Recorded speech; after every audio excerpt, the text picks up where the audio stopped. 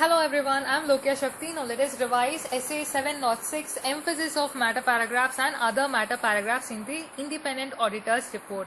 So there are two paragraphs. So what is the difference between these two? Firstly, the emphasis of matter paragraph. It refers to a matter that is appropriately presented and disclosed in the financial statements and in the auditor's judgment is of such fundamental importance to the user's understandings with regards to the financial informations. Whereas other matter paragraph refers to a matter other than those that are presented and disclosed in the financial statements and in the auditor's judgment are relevant to the user's understanding of auditor's responsibilities or auditor's report. So basically, emphasis of matter paragraph is for understanding the financial statements.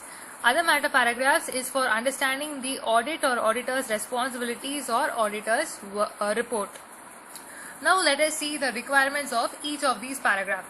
Firstly, the emphasis of matter paragraph in the auditor's report.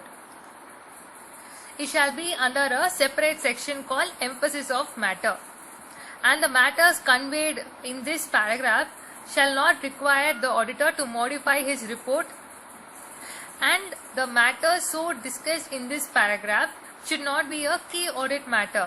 That is, key audit matters are already covered under SA 701 and it would be given under a separate heading called key audit matters. So you cannot give a matter as a key audit matter as well as an emphasis of a matter paragraph. When describing about the matter, the auditor needs to give a clear reference to the matters and the disclosures in the financial statements. The auditor is also required to clearly state that the auditor's opinion is not modified on the basis of the paragraph and the matters that has been discussed under it. Okay, so now in case of other matter paragraph, just like the previous one, it would be under a separate section called other matters and it shall not be a key audit matter.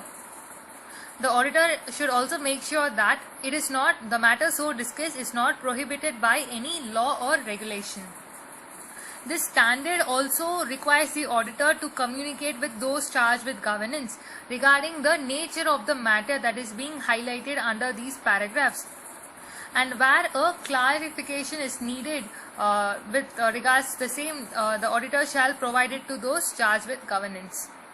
So these are the requirements laid out under SA 706, emphasis of matter paragraph and other matter paragraphs in the Independent Auditor's Report.